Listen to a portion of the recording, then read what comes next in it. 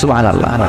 120 দিনের sergeant period শেষে তিনি দেহের ভিতরে রুহের ফুৎকার দিলেন। দেয়া মাত্রই আমার রুহুতে ধপ ধপ ধপ ধপ ধপ ধপ শুরু হয়ে গেছে। ওই যে ধপ ধপ শুরু হয়েছে আজও থামে নাই। এই ধপ ধপ থামলে বাঁচবেন। দম ফুরাইলে আমরা ঠুস হয়ে যাবো, ঠিক কিনা? আয় রে মানুষ রঙিন ফানুষ, দম ফুরাইলে তবু তো ভাই কারোরই নাই একটুখানি।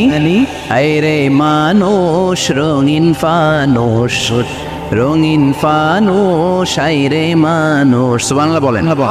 সে আল্লাহ বললেন, গোলাম, জীবন আর মরণের মাঝখানে আমি তৈরি করেছি রুহু।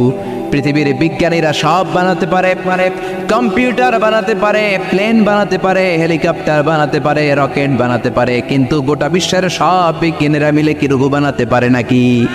কথা বলেন। গত বছর সোফিয়া নামে একটা রোবট আসছিল না? কথা কন। ওটা মাথা উঁচু করে নিচু করে কথা বলতে চায়, মানুষের মতো হতে চায়। আসলে কি মানুষ? ওটার মধ্যে কি রুহু আছে? রুহু বানাইতে পারবে কেউ?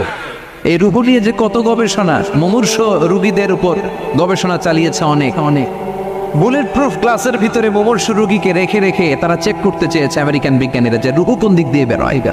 তারা ওজন করে দেখে মানুষ মরে গেলে কোন লাশের ওজন বেড়ে যায়, কোন লাশের ওজন কমে যায়। যেটাতে কমে গেছে 2-1 কেজি কমে যায়, আর অবাক কি আগে ছিল 80 কেজি, এখন হচ্ছে 78 কেজি, তার মানে 2 কেজি না, এটাই রুহু। এটাই কি? এটা হচ্ছে গবেষণার ধাপ। অনেকগুলো মডিউল চালান, অনেক মুমূর্ষ রোগীকে গ্লাস ফিটিং করা, ইন্টেন্সিভ কেয়ারে রেখে তারা অবজার্ভ করে, আর অক্সিজেন মাস্ক খুলে দিয়ে তারা দেখে যে লোকটা ছটফট করে কিভাবে মরে। মরার আগে ওজন মাপ ছিল 80 কেজি, মরে গেছে পরে আবার ওজন দিয়ে দেখে 78 কেজি। কমছে কয় কেজি? বিজ্ঞানে কে পাইছে? সবাই কয় কি পাইছে? কয় রুহু। কই পাইলেন? কয় আগে 80, এখন 78, 2 কেজি। রুহুর ওজন কয় কেজি?